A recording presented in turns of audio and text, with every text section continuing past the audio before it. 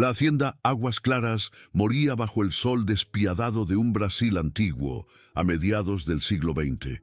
Lo que antes había sido un imperio de ganado y cosechas abundantes, ahora era un esqueleto de cercas caídas y un silencio polvoriento que pesaba más que el propio luto. El viento cálido levantaba la tierra roja y seca, cubriendo las ventanas de la casona principal como un sudario.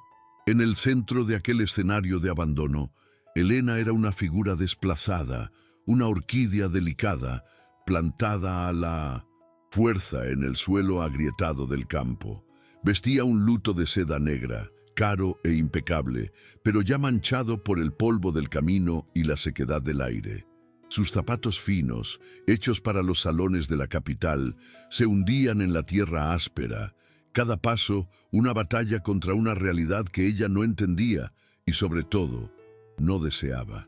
Sus ojos, hinchados por un llanto contenido, vagaban por el paisaje hostil, un espejo de la desolación que sentía en su alma. Detenida en medio de un campo que debería estar verde, pero que se extendía marrón y sediento hasta donde alcanzaba la vista, Elena se agachó. Con dedos temblorosos y pálidos, tomó un puñado de aquella tierra caliente y fina. Recordó la voz grave de su padre, el único pilar de su mundo, diciendo que en aquel polvo había vida, memoria y futuro. Pero, al abrir la mano, todo lo que sintió fue la aridez y el vacío. El polvo se escurrió por entre sus dedos como arena en un reloj de arena, cada grano una promesa perdida, un pedazo de su futuro deshaciéndose en el aire. Fue un gesto silencioso, pero que gritaba toda su desolación. Aquel puñado de tierra era su herencia, un legado de deudas, desconfianza y una soledad tan vasta como los campos frente a ella. Allí, en ese instante, ella no era la heredera, sino apenas un grano de polvo más perdido en el viento. Acto 2. Contexto y desarrollo. Si te gustan las historias de superación y amores que nacen en las mayores adversidades, demostrando que la esperanza puede florecer en la tierra más seca, suscríbete al canal para seguir el desenlace del destino de Elena.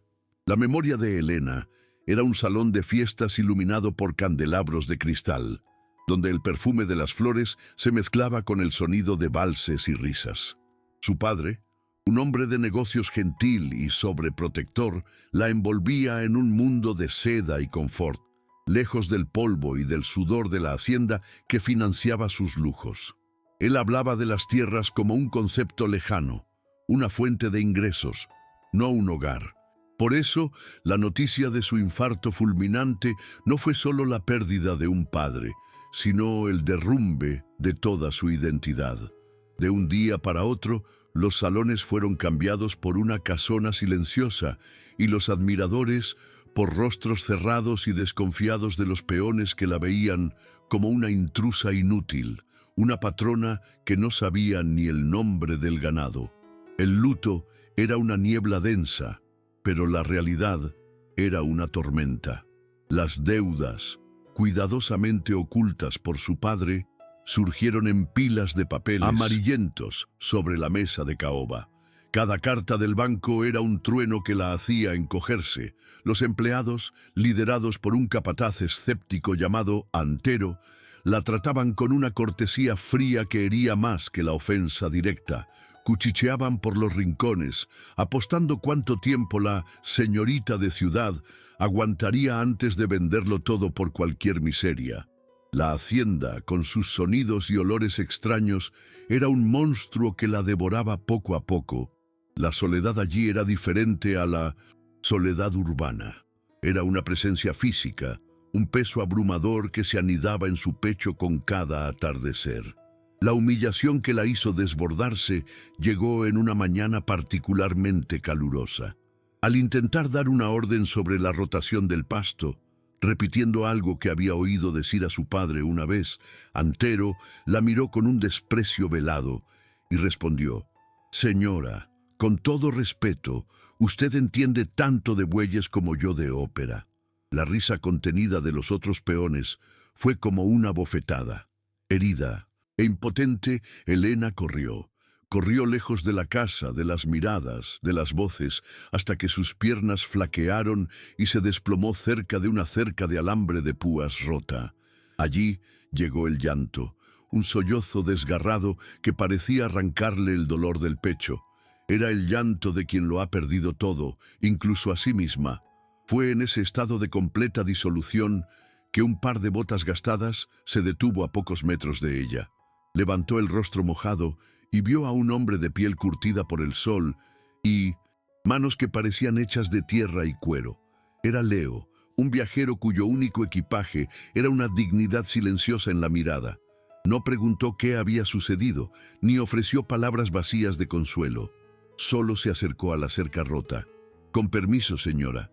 Esto deja que el ganado se escape», dijo con voz tranquila. Entonces, con herramientas simples que llevaba consigo, comenzó a estirar el alambre y a fijarlo en el poste con una eficiencia y fuerza que hipnotizaron a Elena. Aquel gesto simple era la primera cosa sólida y funcional que veía en semanas. Movida por un impulso que no comprendía, lo invitó a quedarse, ofreciéndole un plato de comida y una habitación en la parte de atrás a cambio de trabajo.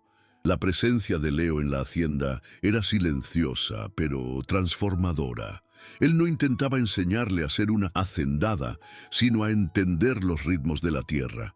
Una de sus primeras enseñanzas fue a caballo. Elena, que solo conocía los coches de la ciudad, temblaba al subirse al animal. «No luches contra él. Siente su fuerza y pídele que te la preste», decía Leo, sujetando las riendas con paciencia. Día tras día, su miedo se transformó en confianza, y cabalgar por los campos secos se convirtió en su primer acto de dominio sobre aquella realidad hostil. Las cenas en la cocina amplia y vacía de la casona se convirtieron en un ritual. Comían en silencio. El único sonido era el crepitar de la leña en el fogón, pero era un silencio que llenaba, no que oprimía. Elena, acostumbrada a banquetes llenos de conversaciones triviales, descubrió una nueva forma de comunicación. Una noche, tras una comida sencilla de arroz, frijoles y un trozo de queso hecho allí mismo, lo observó. Veía las líneas de cansancio en su rostro, pero también una paz que ella jamás había conocido. Por primera vez, la casona no parecía embrujada por la ausencia de su padre, sino calentada por una nueva e inesperada presencia. La soledad comenzaba a retroceder, paso a paso.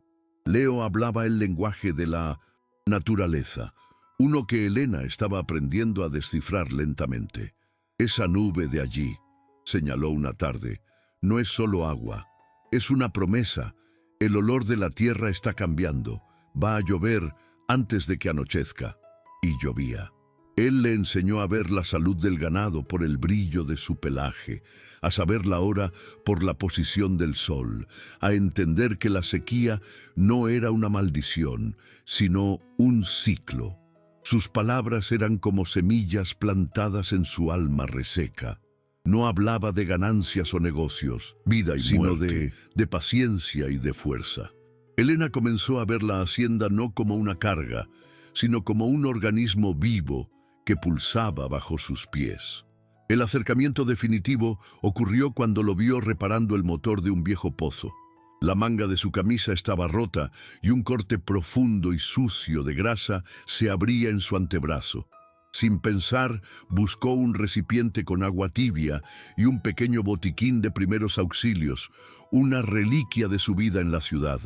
Él retrocedió, cohibido, diciendo que no, era nada, pero ella insistió, mientras limpiaba la herida con una delicadeza que ni ella sabía que poseía. Sus dedos tocaron la piel áspera de él. El contacto fue eléctrico, una corriente de ternura y reconocimiento que atravesó las barreras de clase y de dolor que los separaban. En ese momento, él no era el peón y ella no era la patrona. Eran solo un hombre y una mujer. La noticia de una mujer de la ciudad, intentando levantar la hacienda Aguas Claras, llegó a oídos del coronel Ignacio, un hombre cuya ambición era tan vasta como sus tierras, vecino poderoso, apareció en la hacienda montado en un caballo imponente, con una amplia sonrisa que no alcanzaba sus ojos fríos. Ofreció sus condolencias por la muerte del padre de Helena, llamándolo gran amigo, pero enseguida remató con una propuesta venenosa. Estas tierras necesitan mano firme, hija mía. Véndemelas a mí, pago un precio justo para librarte de esta carga. La oferta era una afrenta, un precio irrisorio que revelaba su deseo, depredador por el manantial del río que cruzaba las propiedades. La negativa de Helena, aunque vacilante, encendió la ira del coronel. Los sabotajes comenzaron sutiles. Una portera dejada abierta durante la noche, resultando en la fuga de parte del ganado. Herramientas esenciales que desaparecían misteriosamente.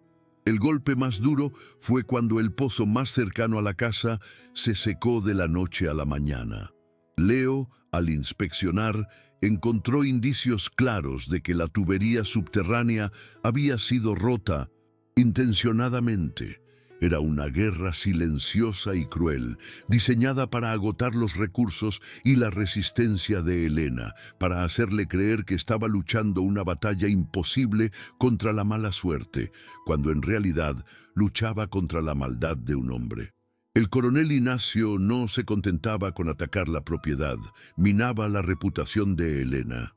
En el pequeño pueblo, sus secuaces esparcían historias sobre la patroncita loca, que estaba llevando la hacienda a la quiebra y que vivía bajo el mismo techo que un peón desconocido. Cuando Helena iba a la ciudad en busca de crédito o suministros, era recibida con miradas de lástima y desdén. Las puertas se cerraban, las sonrisas se volvían forzadas. Se sentía marcada, juzgada por un jurado invisible manipulado por el poder del coronel. La presión social era casi tan devastadora como las dificultades financieras, aislándola en su propia tierra y haciéndola dudar de su cordura y fuerza. El punto de inflexión llegó en una noche de tormenta. El cielo se partió en relámpagos y una lluvia torrencial cayó, transformando la tierra seca en un mar de lodo. Un grito de uno de los pocos empleados leales los alertó. Una vaca recién parida estaba atrapada en un lodazal y sus terneros gemelos, recién nacidos, estaban desprotegidos y en riesgo de hipotermia. Mientras el viento aullaba, Leo y Helena se sumergieron en la oscuridad. Él, con su fuerza bruta, luchaba por liberar al animal. Ella, superando el miedo y la aversión al lodo, recogió a los pequeños terneros, envolviéndolos en su propio abrigo y llevándolos al calor del granero. Salvar a aquella pequeña familia de animales bajo la furia de la tormenta fue más que una victoria. Fue un bautismo. Sucios de lodo, exhaustos, pero con los 3 animales a salvo, se miraron bajo la débil luz de un candil. En ese momento, su alianza quedó sellada. Trabajando juntos, con la ayuda de los pocos que permanecieron fieles, lograron preparar y vender una pequeña producción de queso artesanal, usando una receta de la abuela de Helena que encontraron en un viejo cuaderno. El dinero era poco, pero representaba el primer ingreso generado por sus propias manos, la prueba de que la hacienda aún podía vivir. Esa pequeña victoria, sin embargo, fue el detonante de la furia final del coronel Ignacio. La pequeña victoria de Helena fue como un aguijón en la soberbia del coronel Ignacio. Impaciente y furioso, decidió aplastarla de una vez por todas. A la mañana siguiente, un oficial de justicia, con el rostro impasible, le entregó a Helena una notificación formal. Una antigua deuda de su padre, de una cantidad astronómica y con intereses abusivos, estaba siendo ejecutada. El plazo era de 48 horas. O pagaba el valor imposible, o la hacienda Aguas Claras, con todo dentro, sería legalmente transferida a nombre de su mayor acreedor, el coronel Ignacio. El documento era un certificado de defunción para sus esperanzas, una maniobra fría y calculada para arrancarle la tierra y el alma. Desesperación, que ella pensaba haber domado, regresó con la fuerza de una inundación. Sintiéndose completamente acorralada, Elena buscó refugio en el único lugar que aún guardaba la esencia de su padre, su viejo despacho. El olor a cuero y tabaco todavía flotaba en el aire. No buscaba una solución, solo un último vestigio de consuelo. Sus dedos se deslizaron sobre la madera del escritorio, deteniéndose en un diario de tapas gastadas que nunca había tenido el valor de abrir. Ahora, movida por la necesidad de oír su voz una última vez, lo abrió.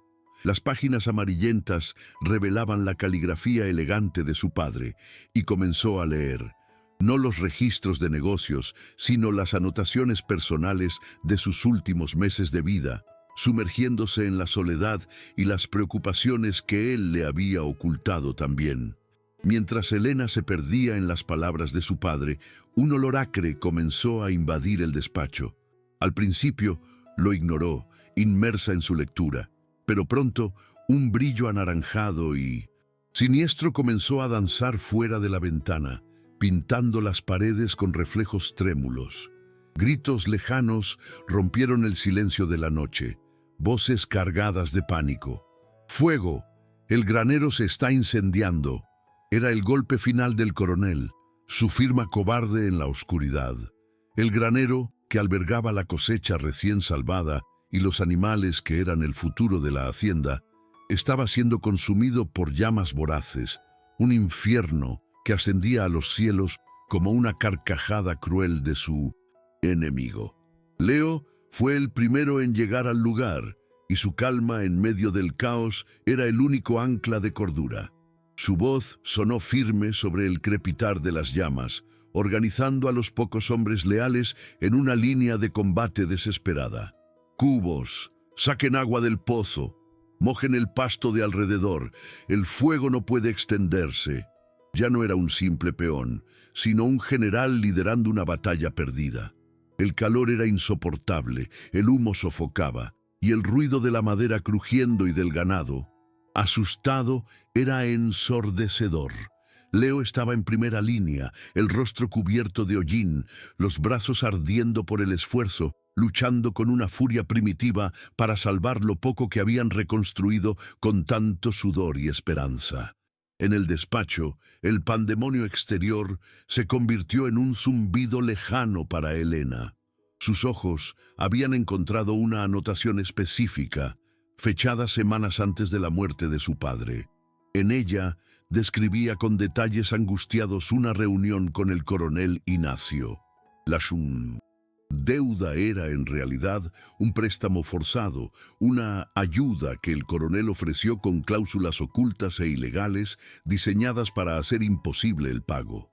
Era una trampa, un fraude meticulosamente planeado. La revelación golpeó a Elena como un rayo. No era una deuda, era un crimen. El dolor en su pecho se transformó instantáneamente en una furia helada y cortante. El luto dio paso a la ira y la víctima dio paso a la guerrera. La mujer que se levantó de la silla no era la misma que se había sentado allí. La fragilidad se disipó como el humo, reemplazada por una determinación de acero. Con el diario en las manos, una prueba irrefutable de la villanía del coronel, sabía exactamente qué hacer. Ya no había lágrimas, solo un propósito claro. Corrió al establo, ignorando las llamadas asustadas, y ensilló el caballo con una agilidad que sorprendería incluso a Leo. Montó no como una aprendiz, sino como una amazona partiendo a la guerra. Mientras galopaba en la noche, dejando atrás el brillo de su hacienda en llamas, su objetivo no era huir, sino confrontar. No era salvar lo que quedaba, sino destruir a quien le había quitado todo. De vuelta en el granero, la estructura principal comenzaba a ceder. Una viga de madera maciza, consumida por el fuego, se desplomó con un estruendo, bloqueando la salida principal y atrapando a un ternero aterrorizado que se acurrucaba en un rincón. Los hombres le gritaron a Leo que retrocediera, que todo estaba perdido. Pero él, viendo al pequeño, animal condenado, ignoró las advertencias. Cubriéndose el rostro con el brazo, se lanzó de nuevo a la estructura en colapso. Era un acto de valentía demencial, un sacrificio por aquel pequeño símbolo de futuro que él y Elena habían salvado de la tormenta. El techo crujió, amenazando con derrumbarse en cualquier segundo, y por un instante pareció que el fuego lo engulliría para siempre. Al mismo tiempo, Elena irrumpió en la propiedad del coronel Ignacio como una aparición vengadora.